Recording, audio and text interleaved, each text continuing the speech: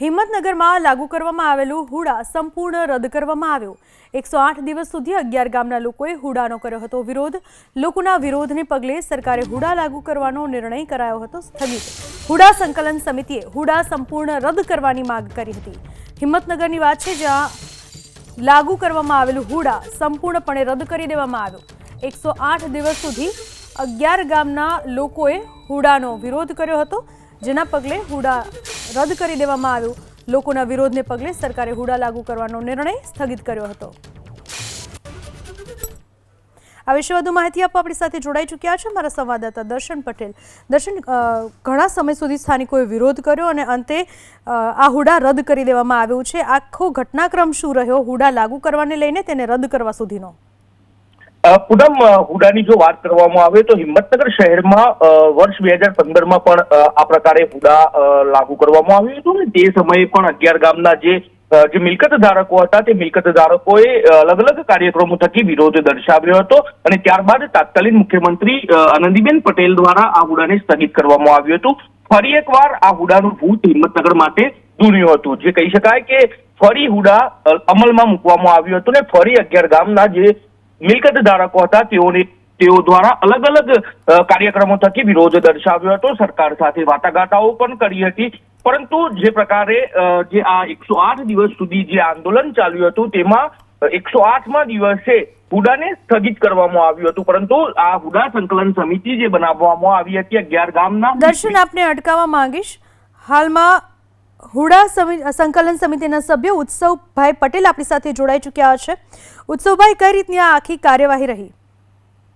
ચોક્કસથી ભૂતકાળમાં 108 દિવસ સુધી અમારું આંદોલન ચાલ્યું હતું અને તેને લઈને રાજ્ય સરકારે જે તે સમયે હુડાને સ્થગિત કર્યું હતું, પણ આજે અમારા સૌ માટે આનંદનો દિવસ છે કે હુડા, અમારી જે માંગણી હતી કે હુડા સંપૂર્ણપણે રદ કરવામાં આવે। પરમ દિવસે અમારી મુખ્યમંત્રી શ્રી સાથે બેઠક થઈ હતી। મુખ્યમંત્રી શ્રી અમને આશ્વાસન આપ્યું હતું કે ટૂંક જ સમયમાં તમારું હુડા જે ઓથોરિટીનું નિર્માણ થયેલું છે તેને સંપૂર્ણપણે રદ કરવામાં આવશે અને આજે રાજ્ય સરકારે નોટિફિકેશન દ્વારા જાહેર કર્યું છે કે હુડા સંપૂર્ણપણે હિંમતનગરમાંથી સત્તામંડળને વિખેરવામાં આવે છે, જેથી ખેડૂતો ખૂબ આનંદમાં છે। રાજ્ય સરકારનો પણ ખૂબ ખૂબ આભાર માને છે, 11 ગામના ખેડૂતોનો આભાર અને જે પણ મિત્રોએ અમને આમ આંદોલનમાં મદદરૂપ થયા છે, પત્રકાર મિત્રો હોય, ખાસ કરીને આપની એબીપી અસ્મિતામાં રોનકભાઈએ પણ અમને ખૂબ સારો સહકાર આપ્યો હતો, તો એમનો પણ આ તબક્કે અમે ખૂબ ખૂબ આભાર માનીએ છીએ।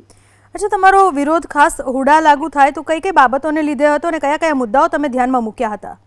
અમે હુડા લાગુ પડવાથી જે 40% જમીનની અમારી કપાત થવાની હતી, એ સિવાય પણ ખેડૂતોને ઘણા બધા નુકસાન વેઠવાના હતા, એથી અમે સરકાર સાથે વાટાઘાટો કર્યો હતો અને સરકારશ્રીને સમજાવવામાં અમે સફળ રહ્યા છીએ કે આનાથી ખેડૂતોને નુકસાન જવાનું છે અને એ નુકસાન અટકાવવા માટે સરકાર પણ પોઝિટિવ રહીને, હકારાત્મક રહીને અમારી વાતમાં સંમત થઈ છે, તેથી અમે સરકારનો પણ ખૂબ ખૂબ આભાર માનીએ છીએ। કયા કયા લેવલે તમે રજૂઆત કરી હતી?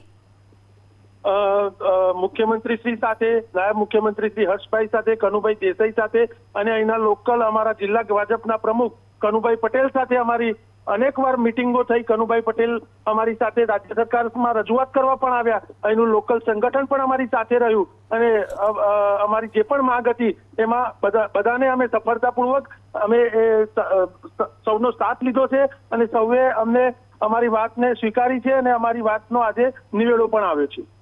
ઉત્સવભાઈ, ખૂબ ખૂબ અભિનંદન આપને પણ, કારણ કે આપે જે મહેનત કરી હતી એ રંગ લાવી છે તમામ લોકોની।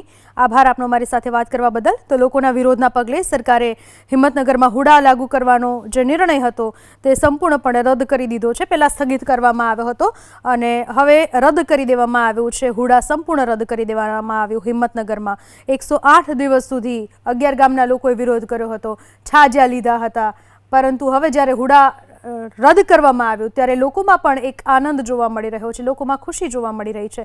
સતત 108 દિવસ સુધીનું આંદોલન લોકોનું રંગ લાવ્યું। તેમણે કહ્યું હતું કે ખેડૂતોની જમીન હુડા જો આવે તો કપાતમાં જઈ શકે છે અને ખેડૂતોને અન્ય પણ ઘણા બધા નુકસાન થઈ શકે છે।